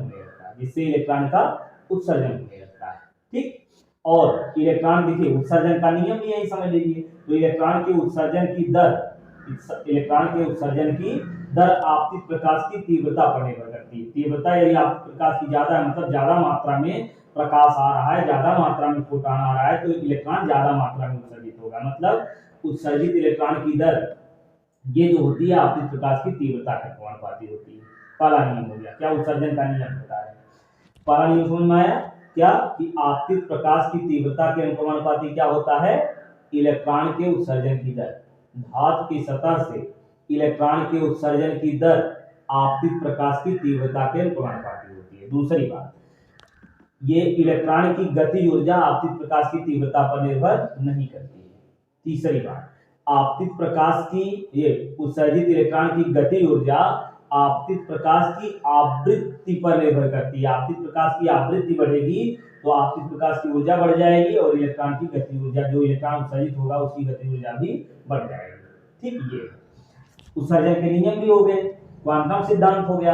अब पढ़ेंगे आइंस्टीन का प्रकाश विद्युत समीकरण। अब देखिए आइंस्टीन ने क्या बताया कि जब प्रकाश किसी धातु की सतह पर पड़ता है तो अपना संपूर्ण ऊर्जा किसी इलेक्ट्रॉन को दे देता है। इलेक्ट्रॉन इस ऊर्जा को 2 रूपों में खर्च करता है, इलेक्ट्रॉन को बाहर निकालने में, ठीक है, इलेक्ट्रॉन बाहर निकलने में जितनी ऊर्जा खर्च करता है उसी को कहते हैं देहली ऊर्जा। क्या कहते हैं, देहली ऊर्जा, या इसी को कार्यफलन कहते हैं। निकालने के लिए जितनी ऊर्जा लगेगी वो कार्यफलन होगा। तो मान लेते हैं कि देहली ऊर्जा या कार्यफलन W है। न्यू आवृत्ति का प्रकाश आपतित हो रहा है, न्यू आवृत्ति का प्रकाश आपतित हो रहा है, तो आपतित प्रकाश की ऊर्जा कितनी हो जाएगी, न्यू आवृत्ति का प्रकाश आपतित हो रहा है तो आपतित प्रकाश की ऊर्जा कितनी हो जाएगी, आपतित प्रकाश की ऊर्जा कितनी बनेगी, h न्यू। ठीक, और फिर इलेक्ट्रॉन धातु की सतह से इलेक्ट्रॉन को बाहर निकलने में किया गया कार्य, धातु की सतह से इलेक्ट्रॉन को बाहर निकलने में किया गया कार्य लिखेंगे, धातु की सतह से इलेक्ट्रॉन को बाहर निकलने में किया गया कार्य। अब इसी कार्य को क्या कहते हैं? कार्यफलन भी कहते हैं। क्या कहते हैं? कार्यफलन। और कार्यफलन होता है, इसको प्रदर्शित करते हैं W से। तो यहां से मिल जाएगा W बराबर H न्यू नॉट। ठीक है, तो बाहर निकालने में के लिए जितनी आवृत्ति की आवश्यकता होती है वो क्या होती है? देहली आवृत्ति होती है। ठीक है, तो देहली आवृत्ति H न्यू है, ये कार्यफलन हो गया।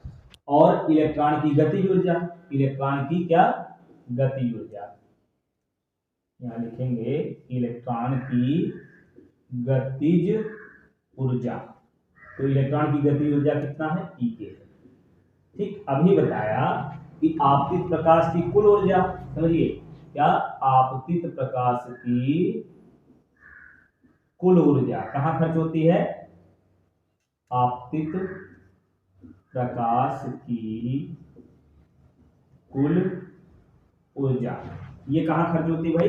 बाहर निकालने में किया गया कार्य, यानी कार्यफलन और प्लस गतिज ऊर्जा में, है ना?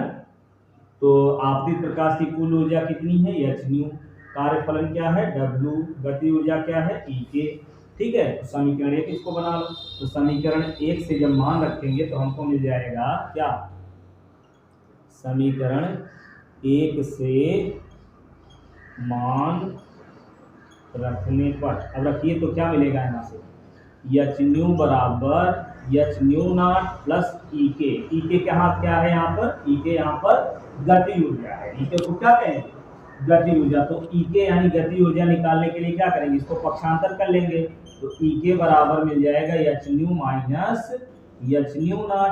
तो H कॉमन ले लीजिए, तो यहाँ से हमको मिल जाएगा क्या? E के बराबर H कॉमन लेंगे तो न्यू माइनस न्यू नॉट।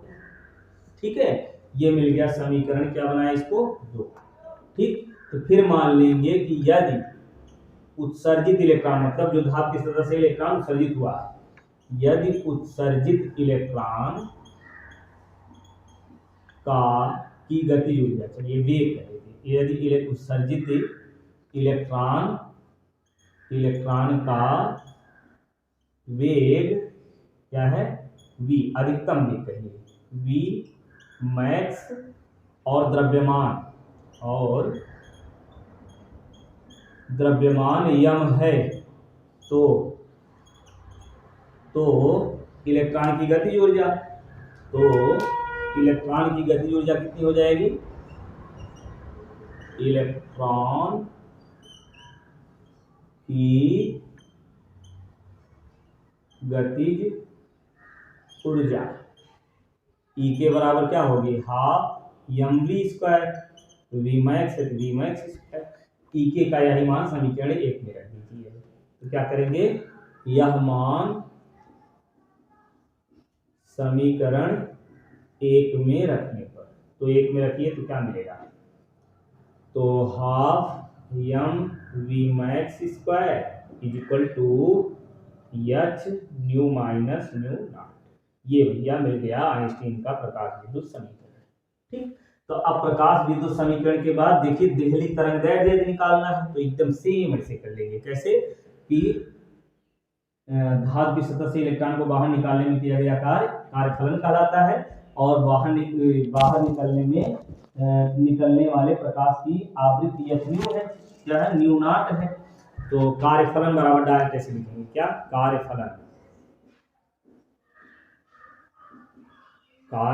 कार्यफलन ये क्या होता है समझिए।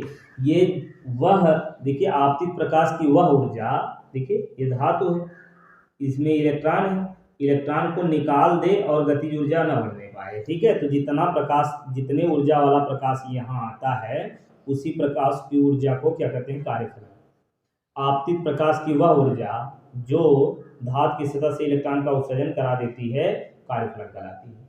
अब कार्यफलन से अधिक ऊर्जा रहेगी तो इलेक्ट्रॉन का उत्सर्जन भी होगा, गतिज ऊर्जा भी बढ़ जाएगी। और यदि कार्यफलन से जितना है धातु का उससे कम ऊर्जा वाला प्रकाश आ रहा है तो वो जो है इलेक्ट्रॉन को बाहर नहीं निकाल पाएगा। बात समझ गए? कार्यफलन के बराबर ऊर्जा है तो केवल निकलेगा, उससे ज्यादा है तो निकल करके उसमें गति ऊर्जा भी बढ़ जाएगी। और उससे कम है तो इलेक्ट्रॉन निकल ही नहीं पाएगा। उससे मतलब कार्यफलन से कम ऊर्जा है आपकी प्रकाश की तो इलेक्ट्रॉन का उत्सर्जन नहीं करा पाएगा। तो कार्यफलन बराबर W बराबर क्या मिल गया, h न्यू नॉट। और चूंकि आवृत्ति बराबर चाल, ये होता है आवृत्ति बराबर चाल बटे तरंग दैर्घ्य। ठीक, तो ये देखिए देहली आवृत्ति हो गया, तो देहली आवृत्ति के प्रकाश की जो तरंग दैर्घ्य होती है उसको देहली तरंग दैर्घ्य कहते हैं। तो लैम्डा नॉट यहाँ क्या है, देहली तरंग दैर्घ्य है। तो W बराबर h c अपान लैम्डा नॉट।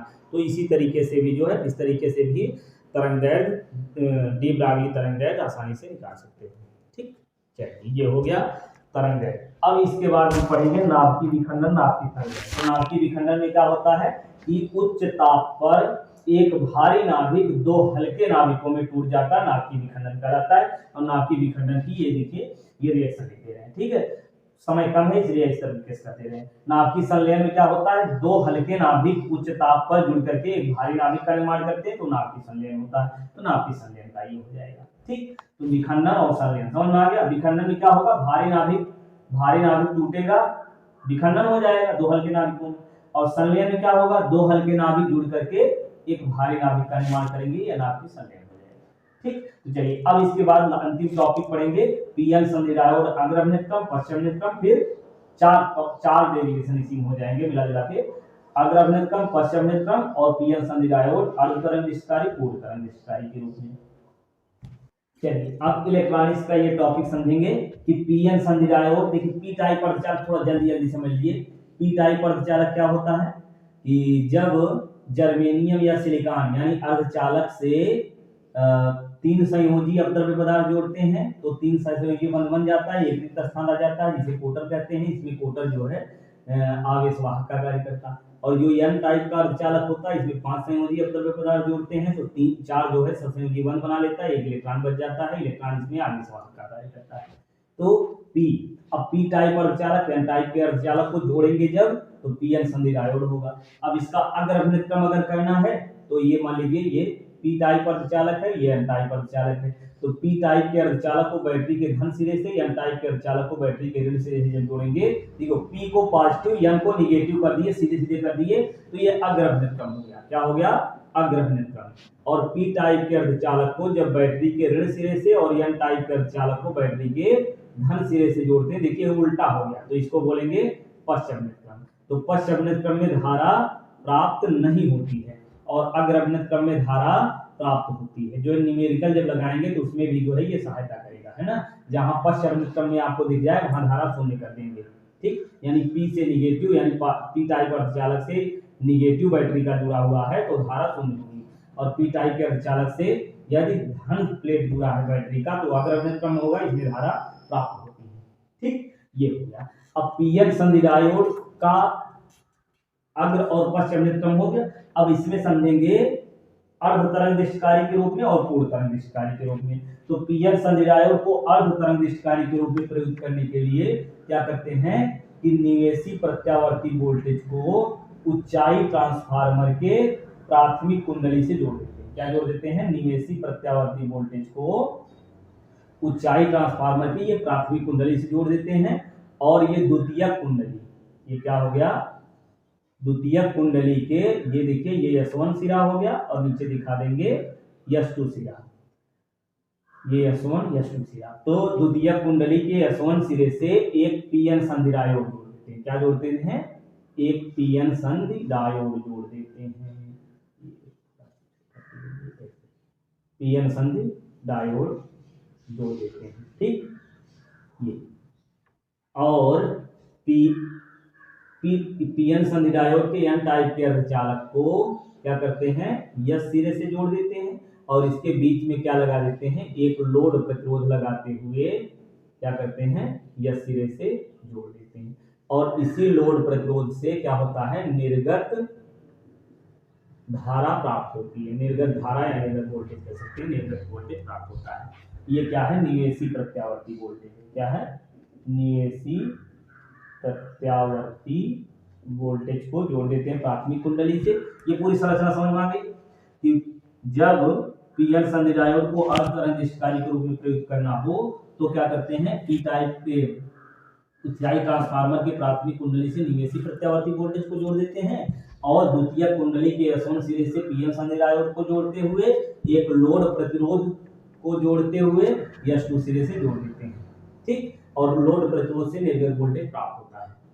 ये हो गया, इतना बना के ये फिगर बनाएंगे, फिर नीचे लिखेंगे कि जब प्राथमिक कुंडली से निवेशी प्रत्यावर्ती वोल्टेज जोड़ते हैं तो अन्योन्य प्रेरण द्वारा द्वितीय कुंडली में धारा प्रवाहित होती है, प्रत्यावर्ती धारा प्रवाहित होती है। जब S1 सिरा धनात्मक होता है, समझिए इसको समझने के लिए यहाँ केवल लिख रहे हैं, प्लस माइनस आपको एग्जाम में लिखना नहीं है।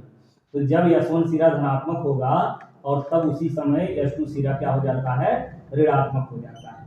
और तब पी टाइप ये पीएन संधि डायोड जो है ये किस क्रम में होता है, पीएन संधि डायोड है ना, ये पीएन संधि डायोड किस क्रम में होता है, पी को पॉजिटिव जोड़े अग्रवृत्त क्रम में होता है, इसमें धारा प्राप्त होती है। ठीक, और आधे चक्र के बाद जब S1 सिरा ऋणात्मक हो जाता है और तब S2 सिरा धनात्मक हो जाता है और तब पीएन संधि डायोड पश्चवृत्त क्रम में होता है और इस स्थिति में धारा प्राप्त नहीं होती है। तो इस प्रकार आधे चक्र के लिए धारा प्राप्त होती है, आधे चक्र के लिए धारा प्राप्त नहीं होती है। अब देखिए निवेशी प्रत्यावर्ती वोल्टेज के लिए ग्राफ खींचेंगे तो इसमें देखिए दोनों दिशाओं में धारा प्राप्त हो रही है, निवेशी वाला हो गया। और दूसरा निर्गत वाला कैसे होगा, इसमें आधे चक्र में जब पी टाइप धन से जुड़ा होगा और एन टाइप ऋण से जुड़ा होगा तो अग्रवृत्त क्रम में होगा, धारा प्राप्त होगी। फिर अगले आधे चक्र में जब विपरीत दिशा में हो जाएगा धारा प्राप्त नहीं होगी, फिर आगे प्राप्त होगी, फिर नहीं प्राप्त होगी, फिर प्राप्त होगी। इस प्रकार से ये क्या हो गया, निर्गत प्रत्यावर्ती वोल्टेज के निर्गत वोल्टेज के लिए, निर्गत धारा के लिए या वोल्टेज के लिए क्या हो गया, ग्राफ हो गया। ठीक, अब अगर पूर्ण तरंग दृष्टिकारी के रूप में प्रयुक्त करना है तो ठीक इसी प्रकार से करेंगे। कैसे लिखेंगे, पीएन संधि डायोड को पूर्ण तरंग दृष्टिकारी के रूप में प्रयुक्त करने के लिए ऊंचाई ट्रांसफार्मर के प्राथमिक कुंडली से निवेशी प्रत्यावर्ती वोल्टेज को जोड़ते हैं और द्वितीय कुंडली के S1 सिरे से एक D1 पीएन संधि डायोड को जोड़ देते हैं और S2 सिरे से एक दूसरे D2 पीएन संधि डायोड को जोड़ देते हैं। ये D2 पीएन संधि डायोड को S2 सिरे से जोड़ देते हैं और दोनों के N प्लेटों से को जोड़ने वाले तार, ठीक है, दोनों के N प्लेटों को जोड़ने वाले तार तथा S1 S2 के बीच के टर्मिनल T, ठीक है, टर्मिनल इसके बीच के टर्मिनल T और दोनों डायोडों के N टाइप के अर्धचालक को जोड़ने वाले तार के बीच क्या करते हैं, लोड प्रतिरोध लगाते हैं। यहाँ लोड प्रतिरोध लगाते हैं और इसी लोड प्रतिरोध से क्या होती है, निर्गत वोल्टेज या निर्गत धारा प्राप्त होती है। ठीक, चित्र के बारे में समझ में आ गया क्या कहानी है। चलिए अब क्रियाविधि करेंगे। क्रियाविधि कैसे लिखेंगे, जब प्राथमिक कुंडली से निवेशी प्रत्यावर्ती वोल्टेज जोड़ते हैं तो अन्योन्य प्रेरण द्वारा द्वितीय कुंडली में प्रत्यावर्ती धारा बहने लगती है। तो इसमें जब S1 सिरा धनात्मक होता है तो S2 सिरा ऋणात्मक हो जाता है और तब जब D1 पीएन संधि डायोड अग्रवृत्त क्रम में होता है तो उस समय D2 पीएन संधि डायोड पश्चवृत्त क्रम में होता है तो धारा D1 पीएन संधि डायोड से प्राप्त होती है। आधे चक्र के बाद जब S1 ऋणात्मक S2 धनात्मक हो जाता है और तब क्या होता है, ये D1 वाला बताइए, ये पश्चवृत्त क्रम में हो जाता है और D2 अग्रवृत्त क्रम में हो जाता है। तब आधे चक्र के बाद D2 से धारा प्राप्त होती है। तो इस प्रकार पूर्ण तरंग दृष्टिकारी के रूप में पीएन संधि डायोड का प्रयोग होता है। चलिए पढ़ते जाइए अच्छे से, जो है आप लोगों ने पूरा रिवाइज भी कर लिया होगा। चलिए पढ़ते रहिए, मिलते हैं नेक्स्ट वीडियो में केमिस्ट्री वाले टॉपिक पर।